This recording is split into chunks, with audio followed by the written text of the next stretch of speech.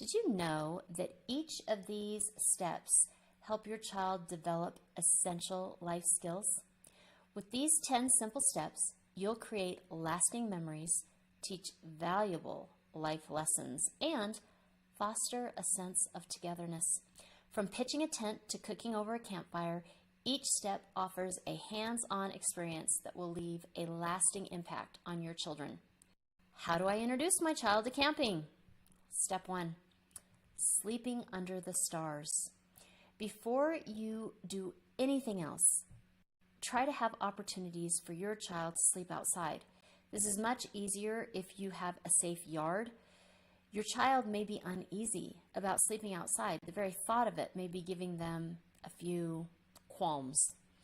Camping is a completely new experience. If you can get the sleeping outside part to be okay or looked forward to, the entire activity of camping will be much easier. The lesson learned, resilience and flexibility. And I have a link to 21 resilience activities in the notes. Step 2, start with the basics. Most people start camping in the traditional, least expensive way, tent camping. Make sure you have the basic equipment, tent, sleeping bags, and I would argue a basic is sleeping pad for comfort. This way you will be able to ensure a covered good night's sleep. You can get a lot more equipment. What each family will need is different. I recommend buying for durability, not least expensive. I also would heavily advise that you buy the very least amount needed with each wilderness voyage. This way you can spend incrementally. Lesson learned, simplicity. Step 3, choose your time. This is much more complicated than it sounds. This encompasses checking calendars, looking at places to go, and checking the expected weather. Calendars, you are getting away from it all. You do not want to be somewhere where everyone expects to dial in and get on a Zoom meeting. Choose a time when everyone is completely off. Places to go. Many places require reservations. If you are going when everyone else in the free world has off, like Labor Day, you're going to face a crowd. A crowd and camping are not synonymous in my mind. But everyone looks forward to getting away when they can. And the only time you may be able to get away is the exact same holidays that everybody else has. You need to be able to prepare in advance so that you will have a spot when you get to wherever it is that you're headed. Weather. We all joke. If I could be as wrong as often as the weatherman and still keep my job, that would be great. The reality, however, is that any idea you can get on an upcoming storm is golden.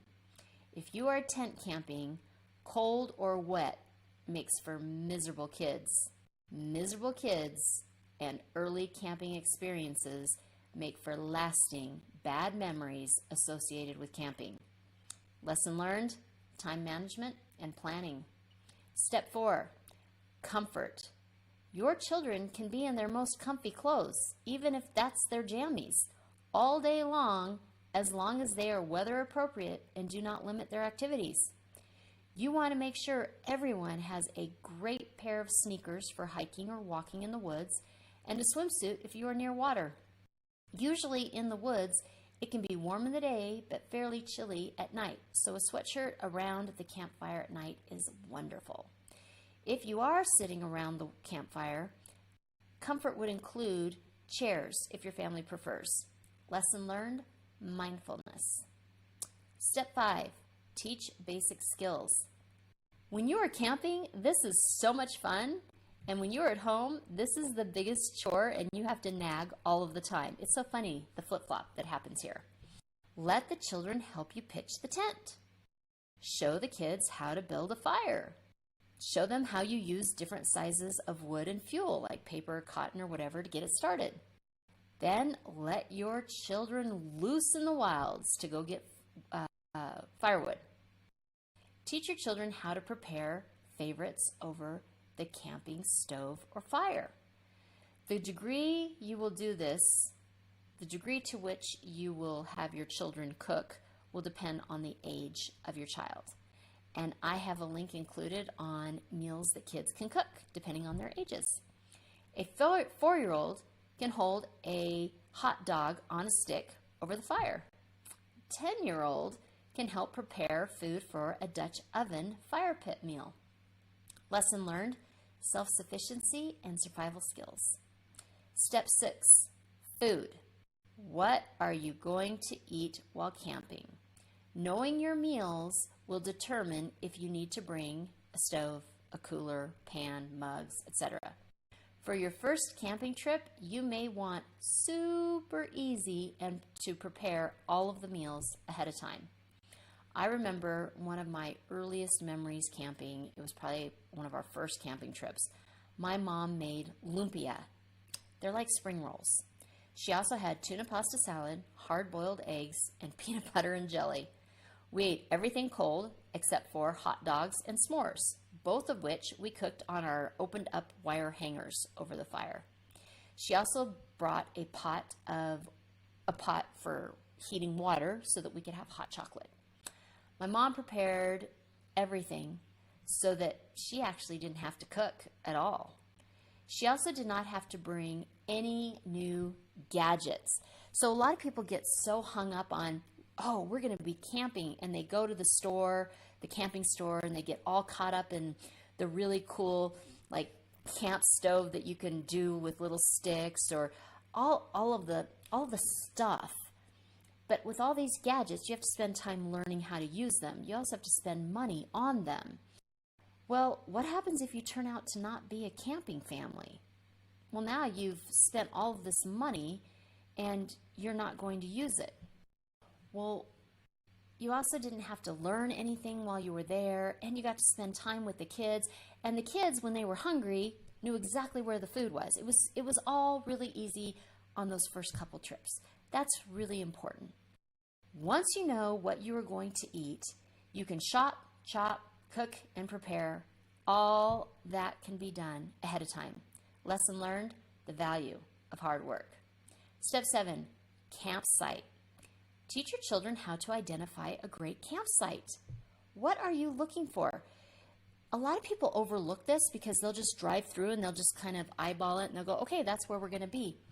Go through the steps of why you are choosing or not choosing particular campsites verbally out loud with your children. For example, I wanted to be close to a bathroom. You are looking for a place that is level and has a clean fire pit. If you're camping near a stream, a site near the water sounds absolutely lovely. However, if it rains that night, you may be part of that lovely stream. If you set up your tent on a site that is high, you want it to have wind barriers, trees, bushes, large boulders, etc. All of these will help if there's strong gusts. If you're in a tent, all of these things make a big difference. Lesson learned, problem solving. And I have another link to a lot of problem solving activities you can do with your children. Step 8, learn about nature. As children spend more time in nature, they develop a deeper appreciation for the environment around them. Go on short hikes that are relatively easy and not too long. Help your child focus on the plants, animals, and activity happening all around them. Is your child less excited about nature and more enthralled with their electronics? Here are some fun ways to engage them in nature. Nature scavenger hunts. Geocaching.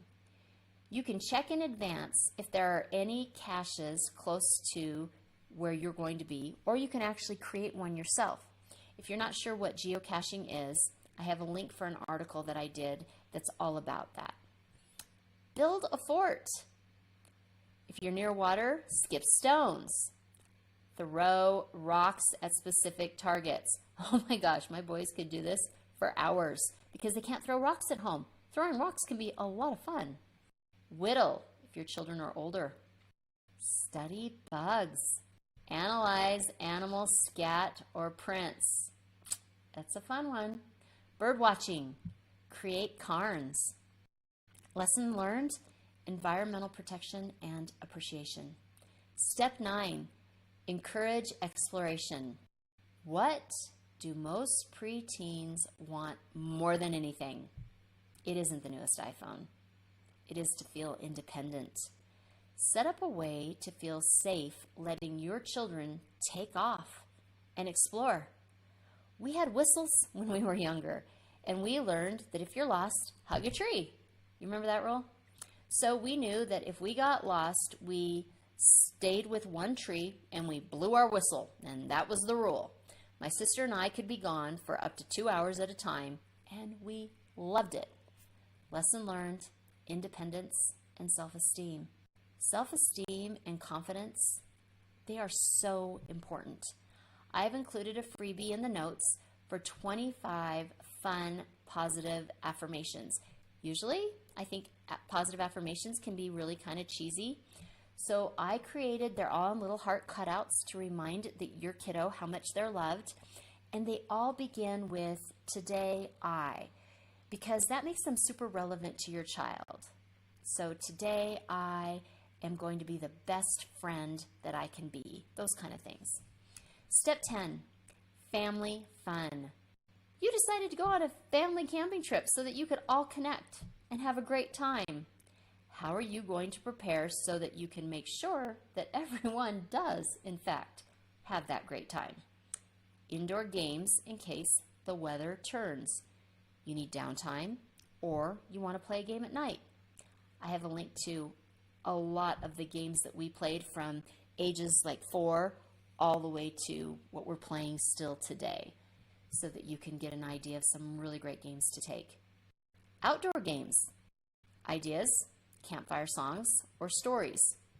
Stories, campfire stories, ghost stories. Stories are so general. So you can cheat and you can download some amazing campfire stories ahead of time. I have Spotify, but whatever streaming thing you use, you can do this. But just look under, this is what I did. I looked under campfire stories for kids. Then I clicked podcasts. Many of the channels that came up were pretty creepy. Some were great for 10-plus-year-olds. If you have little ones, I recommend simply finding a fabulous story podcast channel that you can play near the campfire at night. So instead of looking up campfire stories, because a lot of those have a creepy element to it, just look for stories for kids. And those are going to give you a whole different kind of genre. And those can become how critical you are. I found one that I liked. It was called Forest Folk Tales with Arthur. The reason I liked it is because you really have to listen to these. They're narrated by a child, and the child has a bit of an accent. The thing is, I have not heard any of these folk tales. So by having them at my campfire, there's still an air of mystery because none of these are familiar. What I do highly recommend is that you do listen to them until you're sure that this channel is going to be a safe bet for your kids. You don't want any surprises if you have kids that are sensitive, and you don't want to scare your kids. That's not going to ever make camping fun. So I totally recommend that. It's kind of hard to just come up with stories on the fly. The reason I picked the ones I did is because you don't have to bring art supplies for any of us for all those. So nature crafts, tree rubbings, water vehicles, wind chimes, bark owls, nature mandala or flower art, pressed flowers or leaves. All of these, you don't need to bring art supplies. When you look up nature art, which you can do on Google, Pinterest, whatever, there's hundreds of them. Most of them require you to bring your own art supplies. I tried to do easy. Stargazing, taking pictures, map fun. Okay, I'm going to explain map fun. So either buy some fun trinkets at the dollar store or find something at your campfire and hide it.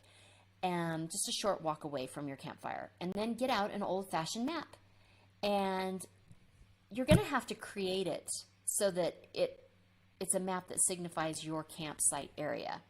And then give your children the map and the directions to the object, but old-fashioned style, like north, south, or whatever. so it teaches them how to find a location without Siri or GPS. Find the perfect walking stick and then wrap it later for a craft. Climb trees or rocks. Make a slingshot. Lesson learned, the importance of family. Camping with your family is not just about spending time in nature. It's about creating a lifetime of memories and strengthening the bonds that unite you. As you gather around the campfire, sharing stories and laughter, you're also imparting valuable lessons about resilience, problem solving, and the importance of teamwork. It's in these moments, surrounded by the beauty of the great outdoors, that you'll teach your children what truly matters in life. And you didn't have to bring a book to teach any of those lessons. So embrace the adventure, create unforgettable experiences, and let the wilderness be your guide as you nurture the unbreakable bonds between your family. Kids quote, "I think my favorite place is the mountains where I grew up, back to the outback." If you are hearing this message, you've listened to the entire episode, and for that, I want to send you a huge thank you. Please leave me a comment or review and share with other moms you know.